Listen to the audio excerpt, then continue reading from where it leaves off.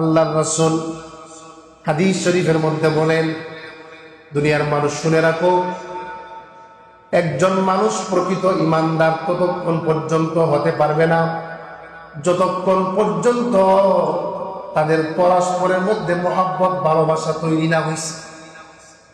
আল্লাহর রাসূল বলেন, ঈমানদার ছাড়া কোনো মানুষ জান্নাতে যেতে পারবে না। একজন মানুষ পরিপূর্ণ ঈমানদার ততক্ষণ পর্যন্ত হাসিল করতে পারবে না যতক্ষণ পর্যন্ত পরস্পরের মধ্যে মহব্বত ভালোবাসা না জন্মে। আল্লাহর রাসূল সাহাবীদেরকে বললেন, ও সাহাবীরা শুনে রাখো, আমি কি বলবো নাকি কিভাবে মহব্বত ভালোবাসা তৈরি হয়, এটা বলবো নাকি? আল্লাহর রাসূল সাহাবীদেরকে বললেন, সাহাবীরা শুনো, পরস্পরে একজন মুসলমান আরেকজন মুসলমানের মধ্যে পরস্পরে মহব্বত ভালোবাসা তৈরির উত্তম পন্থা হলো বেশি বেশি সালাম আদান প্রদান করা। সুবহানাল্লাহ। আলাইহিস সালাতু ওয়াস সালাম আল্লাহ পাকের আদেশ পালন করলেন, উনি ফেরেশতাদেরকে সালাম দিলেন, আসসালামু আলাইকুম ওয়া রাহমাতুল্লাহ। পয়গম্বর আদম ফেরেশতাদেরকে সালাম দিলেন। সালাম দেওয়ার পরে ফেরেশতারা উত্তরে বলল, ওয়া আলাইকাস সালাম ওয়া রাহমাতুল্লাহি ওয়া বারাকাতুহু।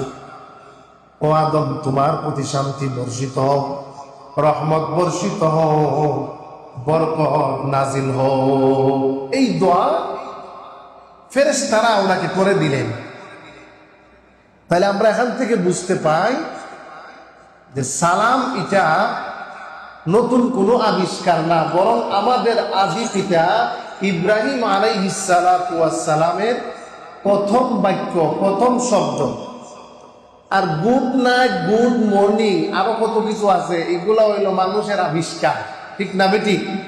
এগুলা মানুষের আবিষ্কার। এগুলার মধ্যে কোনো ফায়দা নাই, কোনো শান্তি নাই, কোনো দোয়া নাই। কিন্তু সালামের মধ্যে আজীব একটা দোয়া দেখেন, আসসালামু আলাইকুম ওয়া রাহমাতুল্লাহি ওয়া বারাকাতুহু। অর্থ কি? যে তোমার প্রতি কি বর্ষিত হোক? শান্তি বর্ষিত হোক, শান্তি বর্ষিত হোক, শান্তি বর্ষিত হোক। আসসালামু আলাইকুম ওয়া রাহমাতুল্লাহ, রহমত বর্ষিত হোক, ওয়া বারাকাতুহু, বরকত নাজিল হোক। পৃথিবীতে আমরা সকলেই শান্তি চাই, সকলেই আল্লাহ পাকের রহমত চাই, সকলেই আমার ব্যবসার মধ্যে, আমার ইনকামের মধ্যে, আমার ফসলের মধ্যে, আমার জীব জানোয়ারের মধ্যে, আমার সব কিছুর মধ্যে বরকত হোক। এই দোয়া আমরা করি না? হুজুরের কাছে তো এই দোয়া লাগিয়ে হুজুর একটু দোয়া করুন যাতে আমার পরিবারে একটু শান্তি হয়, একটু রহমত বরকত হয়, ব্যবসাটা যাতে একটু ভালো হয়, আবার হাদিয়া দেওয়ার লাগে, ঠিক না বেটি? কিন্তু দেখেন, আপনি যখন একজনকে সালাম দিবেন, আসসালামু আলাইকুম ওয়া রাহমাতুল্লাহি ওয়া বারাকাতুহু, তোমার প্রতি শান্তি বর্ষিত হোক, তোমার প্রতি রহমত নাজিল হোক, বরকত নাজিল হোক। এই যে আপনি দোয়াটা তাকে করে দিলেন, এই দোয়াটা করার জন্য উযু লাগছে, উযু করা লাগছে, গোসল মনে করা লাগছে, করা লাগছে, ঠেকা মনে দেওয়া লাগছে না? তাহলে কিচ্ছুই দেওয়া লাগে না, এটা অটোমেটিক আপনি এত একটা দোয়া আপনি পাইলেন যে লোকটা আপনাকে বলল, তোমার প্রতি শান্তি বর্ষিত হোক, তোমার প্রতি রহমত বর্ষিত হোক, বরকত বর্ষিত হোক।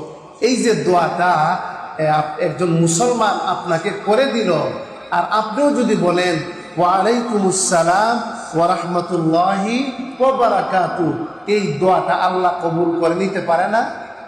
যদি কবুল করে নেই তাহলে আপনি কামিয়াব, আপনি শান্তি পাইলেন, আপনি রহমত পাইলেন, আপনি বরকত পাইলেন। এজন্য দুজন মুসলমানের মাঝে সাক্ষাৎ হলে সালাম মুসাফা কর্মবর্ধন করার পরে আল্লাহ রাসূল হাদিস শরীফের মধ্যে বলেন, এই পরস্পর উভয় মুসলমান তারা একে অপর থেকে পৃথক হওয়ার আগে এই সালাম করার কারণে, সালাম বিনিময় করার কারণে আল্লাহ তাআলা তার সমস্ত গুনাহ মাফ করে দেন। সুবহানাল্লাহ, গুনাহ মাফ করে দেন। সালামের এত গুরুত্ব এবং ফজিলত। সালামের মাধ্যমে হিংসা দূর হয়। কি দূর হয়? হিংসা দূর হয়। সালামের মাধ্যমে পরস্পর সামাজিক বন্ধন তৈরি হয়, সৌহার্দ্য তৈরি হয়, ভালোবাসা তৈরি হয়। সমাজের মধ্যে যখন সালাম প্রচার হয়ে যাবে, সালাম প্রসার হবে, তখন ওই সমাজটা একটা শান্তির সমাজ হবে, এই সমাজটা রহমতের সমাজ হবে, এই সমাজ হবে বরকতের সমাজ, শান্তির সমাজ হবে যদি সালাম প্রত্যেকে আদান প্রদান করে। এজন্য ভাইয়েরা আমার, এই সালাম সম্পর্কে আল্লাহ পাক কোরআনের মধ্যে বলেছেন, কোরআনে আদেশ করেছেন। কি আদেশ? আল্লাহ পাক সূরা নূরের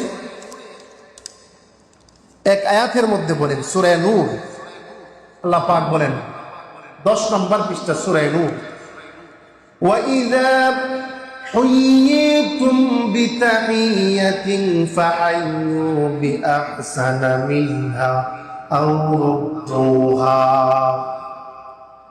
আল্লাহ পাক বলছেন, যখন কোন মুসলমান তোমাকে সালাম দেয়, তখন তোমার উপর দায়িত্ব হলো, কর্তব্য হইল ওই লোকটাকে একটু বাড়াইয়া, সে যখন বলল আসসালামু আলাইকুম, আল্লাহ পাক বলেন ওয়াইদা হুয়িতুম বিতাহিয়াতিন ফাহাইয়ু বিআহসানা মিনহা, সালামের জবাবটা তুমি আরো একটু সুন্দর করে দেবে। সুবহানাল্লাহ। আল্লাহ বলেন, কোন মুসলমান যদি কাউকে সালাম দেয়, এই সালামের উত্তরটা তুমি আরেকটু সুন্দরভাবে দাও, অথবা সে যতটুকু দিয়েছে ততটুকু মাধ্যমে তুমি তার জবাবটা দাও। এটা হলো আল্লাহ পাকের আদেশ। তখন আপনি একজনের সালাম দিবেন, হ্যাঁ সালামের জবাব তুই দিল না, তাহলে আল্লাহ পাকের হুকুম কেন লঙ্ঘন করলেন? এজন্যই বলা হয়েছে মাসালা হইল সালামের উত্তর দেওয়া কি ওয়াজিব, সালামের উত্তর দেওয়া ওয়াজিব। আল্লাহ পাক বলেছেন, কেউ যদি সালাম দেয় তুমি উত্তম পন্থায় তার সালামের জবাবটা দেও। অর্থাৎ কেউ যদি বলে আসসালামু আলাইকুম, এতটুকু যদি বলে, তাহলে যিনি সালামের উত্তর দিবে উনার উচিত হইল ওয়া আলাইকুমুস সালাম ওয়া রাহমাতুল্লাহি ওয়া বারাকাতুহু। এইভাবে সালামের উত্তরটা যদি আপনি দেন, আল্লাহ বলেন সে বিআহসানা মিনহা, উত্তম পন্থায় সালামের জবাব দিল।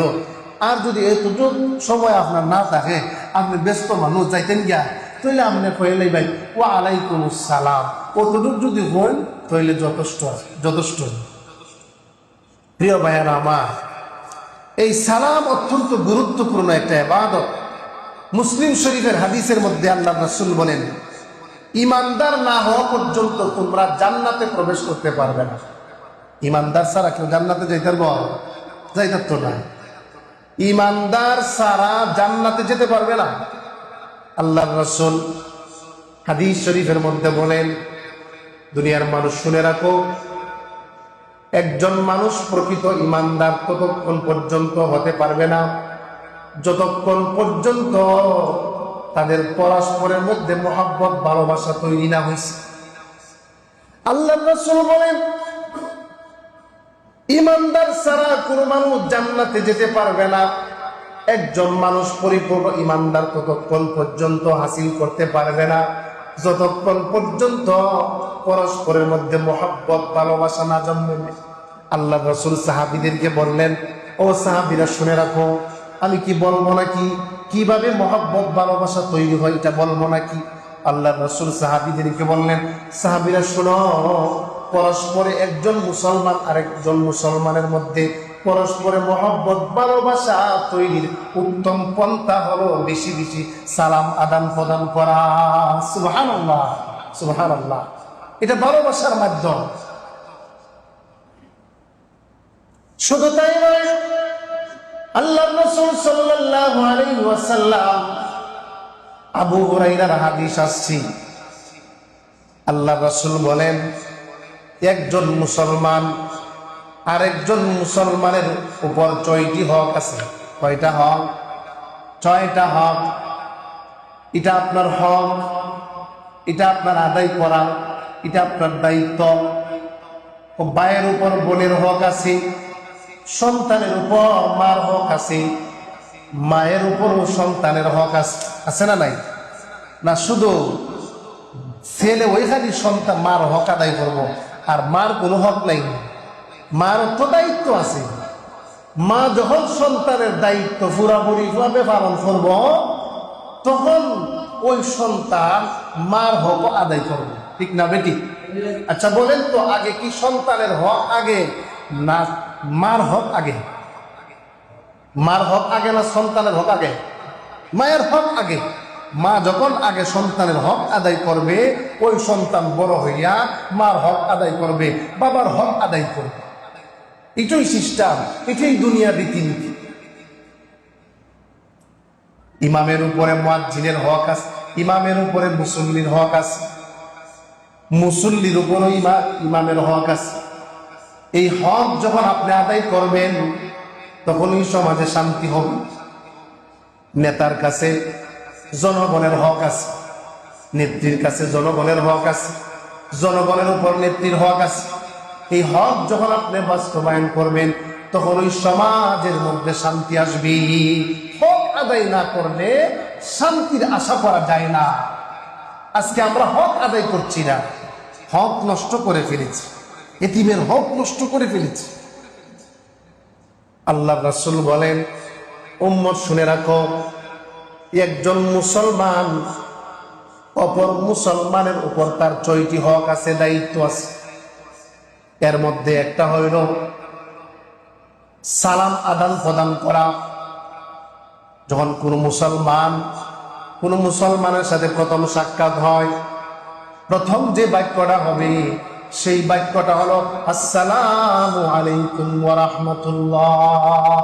এই বাক্যের মাধ্যমে আপনি কথা শুরু করবেন। এটা একটা হক, এই সালাম পাওয়া এটা হক, তার দায়িত্ব, কর্তব্য। এই হক আদায় করতে হবে। আল্লাহর রাসূল সাল্লাল্লাহু আলাইহি ওয়াসাল্লাম ২ নম্বর হকের কথা বলেছেন। কোন মুসলমান যখন আপনাকে দাওয়াত দেয়, ভাই আমার বাসায় আপনার দাওয়াত, একটু চায়ের দাওয়াত, একটু নাস্তার দাওয়াত, এই দাওয়াত দেওয়ার পরে ওই মুসলমান ভাইয়ের দাওয়াত কবুল করা, এটা আপনার উপর দায়িত্ব। এটা আপনার দায়িত্ব, দাওয়াত কবুল করা। কোন দাওয়াত কবুল করবে? এর সম্পদ যদি হারাম থাকে, একবারে সম্পূর্ণ হারাম, এর দাওয়াত কবুল করা আবার এটা আপনার উপর একবারে লাজিম না। কেন? ওয়াজ আছে, ব্যাখ্যা আছে, যাক এইগুলো আলোচনা করার এখন সুযোগ নেই। ২ নম্বর হক হলো, কোন মুসলমান যখন দাওয়াত দেয় আপনাকে, এই দাওয়াত কবুল করা এটা আপনার হক, জিম্মাদার, দায়িত্ব। আল্লাহর রাসূল বলেন, উম্মত শোনো, ৩ নম্বর হক হইল, কোন মুসলমান যখন বিপদে পড়ে, সৎ পরামর্শের জন্য যায়, তো বুদ্ধি নেওয়ার জন্য যায়। কি মাসুদ ভাই, ঠিক আছে, জানানি আপনার কাছে, ভাই একটু বিপদে উঠছি, কি করা যায়? ও কোন সৎ পরামর্শের জন্য যখন যায়, একটু উপদেশ নেওয়ার জন্য যায়, তখন আপনার দায়িত্ব হইল ওই লোকটাকে সৎ পরামর্শ, সৎ উপদেশ দেওয়া, এটা আপনার জিম্মাদার, আপনার কর্তব্য, তার সৎ পরামর্শ দেওয়া। কিন্তু আজকাল তার উল্টা চলছে। ৪ নম্বর দায়িত্ব হলো, কোন মুসলমান যখন হাসি দিবে, হাসি দিলে কি বলতে হয়? হাসি দিলে কি বলতে হয়? আলহামদুলিল্লাহ, আলহামদুলিল্লাহ, আল্লাহ প্রশংসা আদায় করতে হয়। তো কোন মুসলমান যখন হাসিতে আলহামদুলিল্লাহ বলবে, এই আলহামদুলিল্লাহর আওয়াজ যখন অপর মুসলমান শুনবে, তার উপর দায়িত্ব হয়ে যায়, হক হয়ে যায়, ওই হাসিদাতার জবাব দেওয়া। সুবহানাল্লাহ, লোকটাকে বলা ইয়ারহামুকাল্লাহ, আল্লাহর প্রতি তোমার রহম। এটা হলো দায়িত্ব। ৬ নম্বর ৫ নম্বর দায়িত্ব হইল, কোন মুসলমান যদি অসুস্থ হয়ে যায়, প্রতিবেশী পাড়া মহল্লার কোনো মানুষজন অসুস্থ হয়ে যায়, ওই অসুস্থ রোগীকে দেখা, এটা আপনার জিম্মাদার দায়িত্ব। এটা হক, একজন অসুস্থ রোগীকে দেখা আর গিয়া বলা কি, লা বাসা তাহুরুন ইনশাআল্লাহ, এই দোয়া করা। কোন রোগী দেখতে গেলে এই দোয়া করবেন, লা বাসা তাহুরুন ইনশাআল্লাহ, কোনো ক্ষতি হবে না, আল্লাহ চাহিদা।